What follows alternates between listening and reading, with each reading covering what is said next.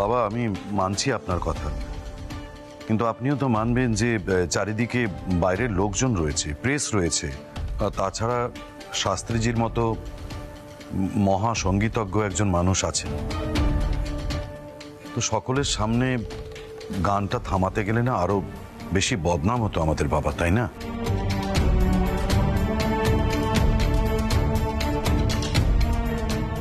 হ্যাঁ দাদু, তুমি রেগে যেও না, পরিস্থিতি হাতের বাইরে চলে গেছিল। আরে বাবা, আমি তো প্রথম থেকে প্রীতিভোজ দেওয়া বিষয়টা নিয়ে দ্বিধায় ছিলাম। তো সে কথা তো আগে জানাওনি ঠাকুরপো।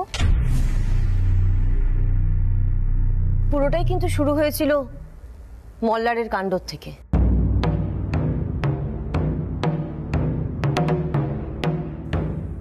দুম করে রঞ্জাকে ঘরে না বন্ধ করলেই হতো।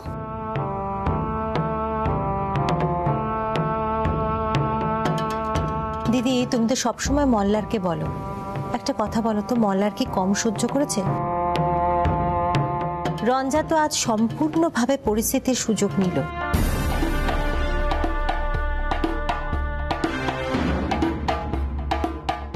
সবার সামনে মল্লারকে দিয়ে ওর শাড়ির কুচিটা ঠিক করালো। তুমি তো বলে দিলে যে আজকাল নাকি এরকম হয়েই থাকে, তাহলে সবার সামনে দিদি। চুপ করো সকলে।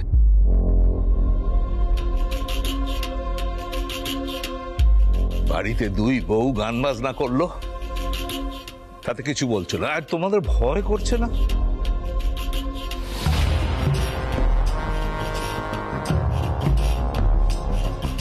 তোমরা এখনো তর্কাতর্কি করছো বিষয়টা নিয়ে? এই কুসংস্কার যতদিন না কাটবে ততদিন কিচ্ছু করা যাবে না। তোমরা সেটা বুঝতে পারছো তো? দেখো সকলে কেমন অপরাধীর মতো দাঁড়িয়ে আছে, কতবার একটা পাপ করে ফেলেছে। অসহ্য লাগছে আমার। বারবার এক একটা অনাচার ঘটে চলেছে এই বাড়িতে। আমি গুরুদেবের সাথে কথা বলবো, এইসব ঝামেলা মিটলে এটা বড় করে সস্তায়ন করা প্রয়োজন। আমি সত্যি বুঝতে পারছি না, সামান্য একটু বিধি নিষেধ মেনে চললে কি এমন ক্ষতি হবে? বাবা, সকলে তো নিয়ম মেনেই চলছে, কিন্তু আজকে প্রীতিভোজের উদ্দেশ্যটাই অন্য ছিল। সোহিনী, কি করছো কি তুমি? বাবার মুখে মুখে কথা বলছো? তা মুখে মুখে তো কথা বলছি না।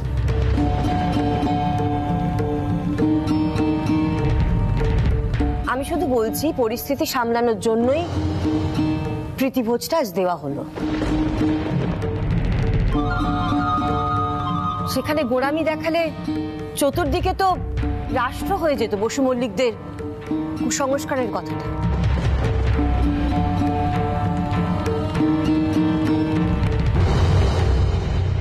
বাবা, অভিশাপটা যে আসলে কুসংস্কার সেটা তো প্রমাণিত হয়ে গেছে, তাই না?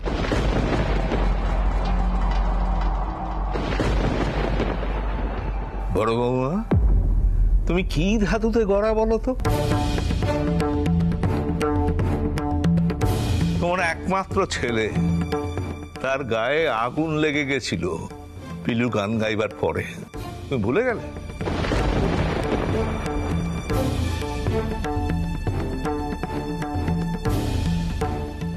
আমি আজ ভেবেছিলাম কোনো তর্কের মধ্যে জড়াবো না, কিন্তু এই বাড়িতে থাকতে সেটা তো সম্ভব নয়।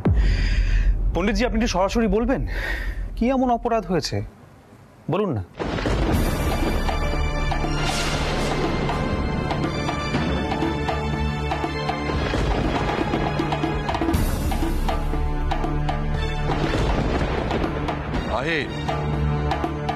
কার সামনে দাঁড়িয়ে কি কথা বলছো সেটা মাথায় রেখো। সমস্ত কথা আমার মাথায় থাকে, কিন্তু আমি অন্যায়টা মানতে পারবো না।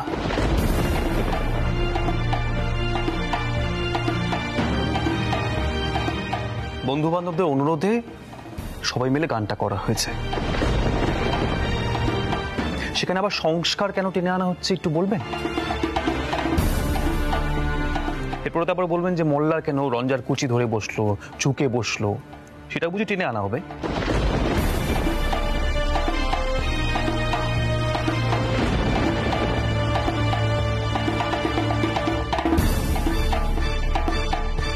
আনন্দ অনুষ্ঠানের কথা বলছিলেন না? প্রীতি ভোজ, এটা তার ফল।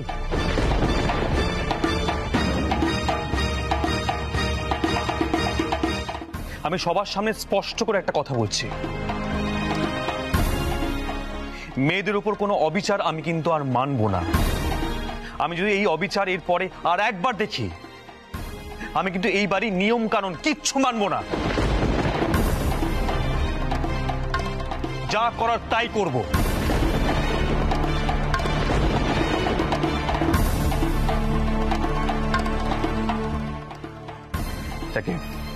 তাই এখন দয়া করে হাহুতাশ করাটা বন্ধ করুন।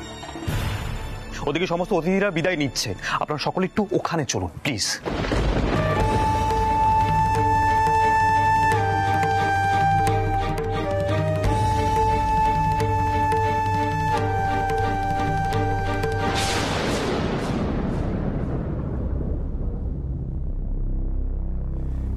কি ব্যাপার রঞ্জা ম্যাডাম, আর কি মতলব আছে? এখানে কথাবার্তার মধ্যে ঢুকলে না যে? আরে দাদুর সামনে দাঁড়িয়ে তো বলতে হতো, যা করেছি বেশ করেছি, বলে না? খুবই ইচ্ছে করছিল, বিশ্বাস করো, কিন্তু পারলাম না। কারণ শর্ত দিয়েছিলাম তো যে তুমি ভদ্র ব্যবহার করলে আমিও করব, তাই পারলাম না। কথা দিয়ে কথা না রাখাটা তোমার অভ্যেস, আমার তো নয়। দেখো, তুমি আজ ভদ্র ব্যবহার করেছো, তাই আমিও কেমন ভদ্র বউ হয়ে আছি। বড়দের মুখে মুখে কথাও বলিনি। পিলু, আমি আজ লক্ষ্মী বউ হয়ে নেই বলো? আরে তোমাকে তো আমি সবার সামনে নাম ধরে ডাকিও নি। ও গো, হ্যাঁ গো, এভাবে ডেকেছি।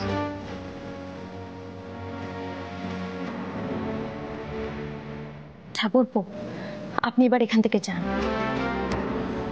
আপনার সব অতিথিরা আপনার জন্য অপেক্ষা করছেন। আর ছোট ম্যাডাম, আপনিও চলুন তো এখান থেকে।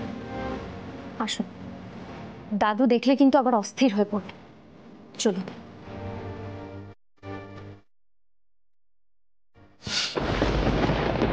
এত গা জলে কিন্তু কিচ্ছু করতে পারি না। জানি না এই অত্যাচার কতদিন সহ্য করতে হবে।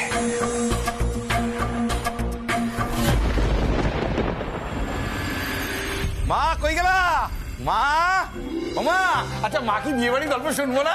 যাই বলো, আজ কিন্তু আমার ভীষণ ভালো লেগেছে। আমি ভাবতেই পারিনি শেষ পর্যন্ত ও বাড়িতে সবাই মিলে গান বাজানোটা হবে। আয় আয় আয় আয়। রঞ্জা সেতার বাজালো, পিলু গাইলো। কি হইছে তা সেইটা? আজকে তো হেভি হলো, শুধু আমি ভিডিওটা করতে পারলাম না। উদয়, তোমরা এতক্ষণে এলে? হ্যাঁ, সবসময় তো খারাপ খবর দিই বৌদি, তবে আজ একটা খুব ভালো খবর দিই।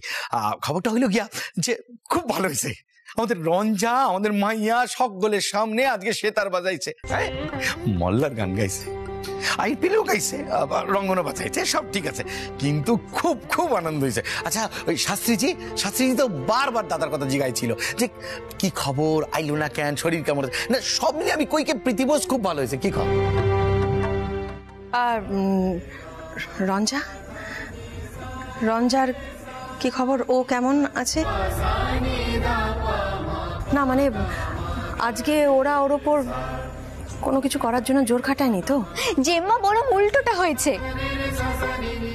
রঞ্জা একটা শর্ত রেখেছিল, বলেছিল রিসেপশনে মল্লার দা যদি ভালো বর হয়ে থাকে তাহলে রঞ্জাও খুব ভালো বউ হয়ে থাকবে। জেম্মা, তুমি বিশ্বাস করবে না, মল্লারদা নিজে রঞ্জার সামনে বসে শাড়ির কুচি ঠিক করে দিয়েছে।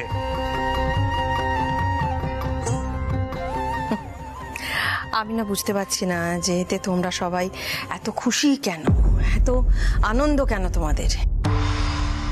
এই সবটাই তো আইওয়াশ, লোক দেখানো, তাই না?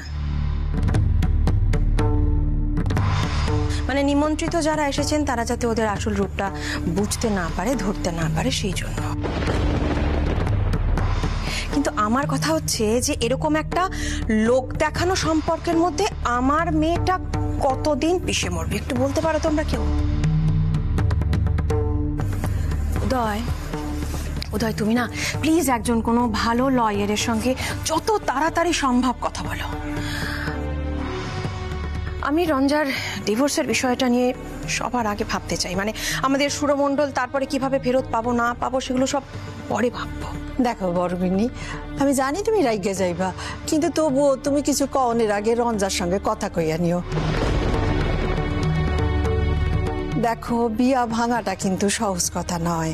আর তাছাড়া আমরা জানি যে মল্লার রঞ্জারে ভালোবাসে না, ঠকাইছে, কিন্তু তাও বিয়াটা হইল একটা বন্ধন, এরে ভাঙা সহজ কথা নয়। মা, মা আপনার কি মনে হয় আমি বিয়েটা ভাঙতে চাইছি? না মা, আমি ভাঙতে চাইছি না, কিন্তু এইরকম একটা সম্পর্ক টিকিয়ে রাখার কি অর্থ একটু বলবেন?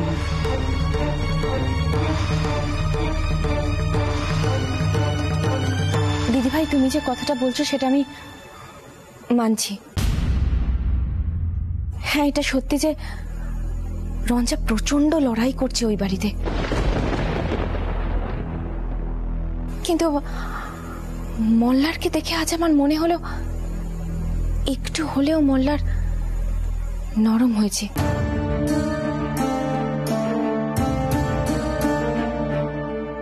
গানটাও তো গাইলো না, মানে রাগ করো না দিদিভাই, আমার যেটা মনে হলো আমি সেটা বলে ফেললাম। আমি তো কোনো কথা চেপে রাখতে পারি না। মানে আমি বলছিলাম যে বিয়েটা যখন এতদিন হয়ে গেল, তখন যদি আর 6টা মাস পেরিয়ে যায় তাহলে কি খুব ক্ষতি হবে? 6 মাস? আচ্ছা ঋতু, তোর কি মনে হয় এরকম একটা বেয়ারা অসভ্য ছেলে 6 মাসে বদলে যাবে? যায় নাকি কখনো? কোনোদিন যাবে না। চচ্চড়ি করে আমাদের সব সম্পত্তি নিয়ে নিল, কত রকম মিথ্যে প্রতিশ্রুতি দিয়ে রঞ্জাকে বিয়ে করলো। ওদের সম্পর্কটা কোনোদিন ভালোবাসার সম্পর্ক হবে না ঋতু, কোনোদিন হবে না। বড়গিন্নি, সব বিয়াতে কি ভালোবাসা থাকে? আরে মা, এইসব কথা কওনের আবার এখন কি দরকার আছে? মানে এইটা এখন বৌদি, আমি যত তাড়াতাড়ি সম্ভব উকিল জোগাড় কইরা এই বিয়েটার একটা নিষ্পত্তি আমি কইরা দেব, সেটা এটা। তবে একখান কথা, আমাদের এই মায়া দুইখান কিন্তু মল্লারে বেশ একটু টাইট দিয়ে দিছে। এইটা কিন্তু মানে এইটা কিন্তু তুমি চিন্তা করো না, ভয় পাইও না। বুঝি আমি নিজেও তো বাপ হয়েছি, আর কিছু চাই না। আমাদের মায়াগুলা শুধু শ্বশুর বাড়িতে সুখে শান্তিতে সংসার করুক, এইটা সেটা দেখতে পারি না বলে খারাপ লাগে আমার। খারাপই যখন লাগছে এত, তাহলে আমি বুঝতে পারছি না বিয়ে ভাঙার কথাটা উঠছে কেন।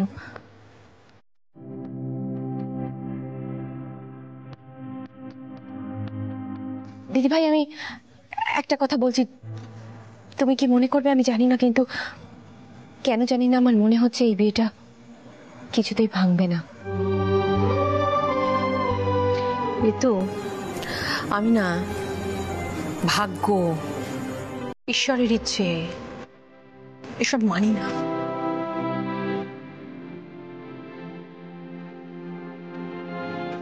জাস্ট মানি না। আমার মেয়েটা এই বিয়েতে আটকা পড়ে থাকবে না, ব্যাস।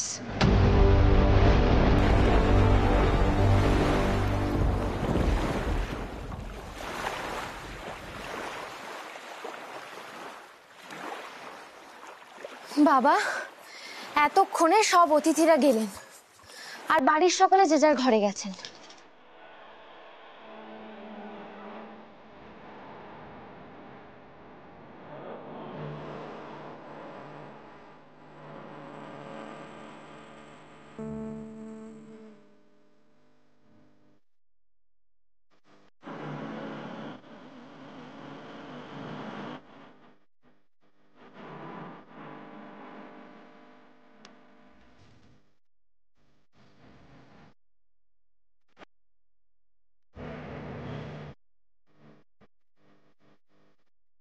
হলো ওস্তাদজি?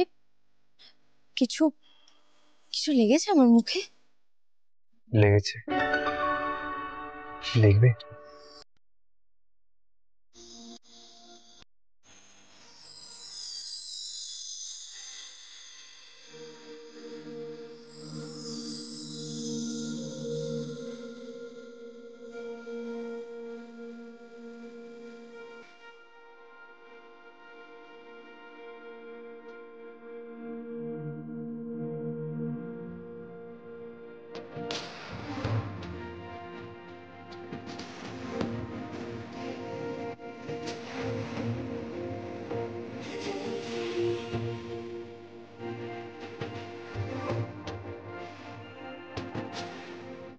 পিলু,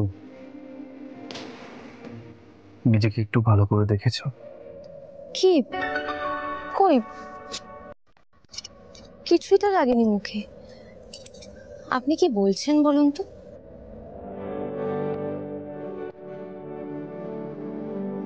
কি হয়েছে?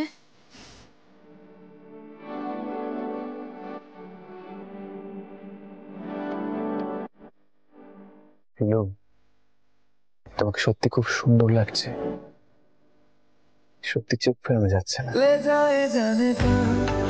সত্যি?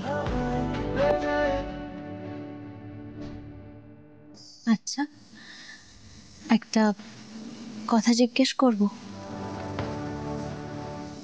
করো। আপনি সব ছাত্রীদেরই বুঝি এভাবে দেখেন? মানে তুমি আমার সাথে ফাজলামি করছো? হ্যাঁ পিলু, ফাজলামি করো না, একটা লিমিট থাকে। হ্যাঁ, আমি ছাত্রছাত্রীদের এবার তুমি পিলু শোনো, পিলু পিলু পিলু শোনো, আরে আরে আমার কথা শোনো। ছাত্রীদের দেখি এইভাবে তুমি এটা বলতে পারলে? পিলু শোনো শোনো শোনো শোনো শোনো পিলু, এদিকে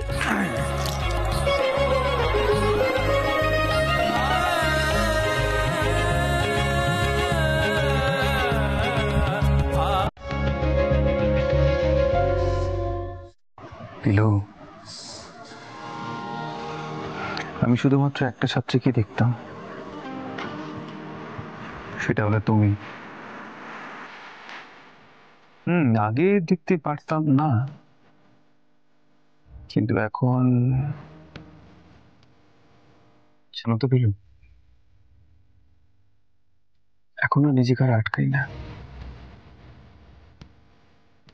বসু মল্লিক বাড়ির দম বন্ধ করে পরিবেশন আমার ভালো লাগে না, তাই আমি যখন তোমাকে দেখতে পাই, আমি তোমার ওস্তাদজি খুব শান্তি পায়।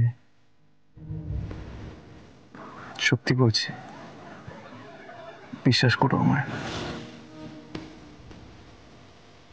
আমি জানি না পিলু, তোমাকে আমি কবে এতটা ভালোবেসে ফেললাম।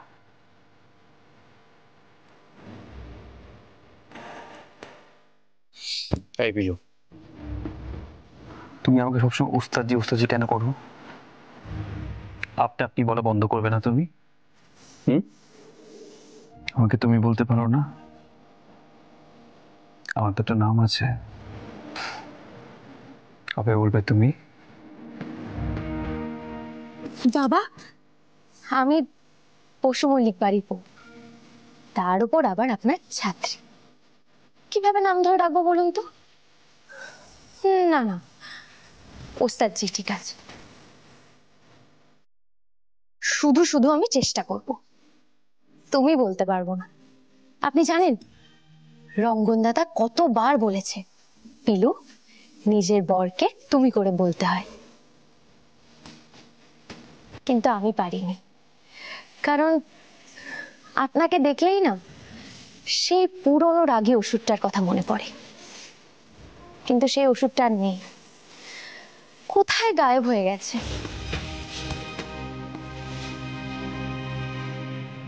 তবে আজকের গানটা হয়ে যাবার পর আমাদের সেই আগের ওই রাগী অসুর মশাই হতে পারবো না।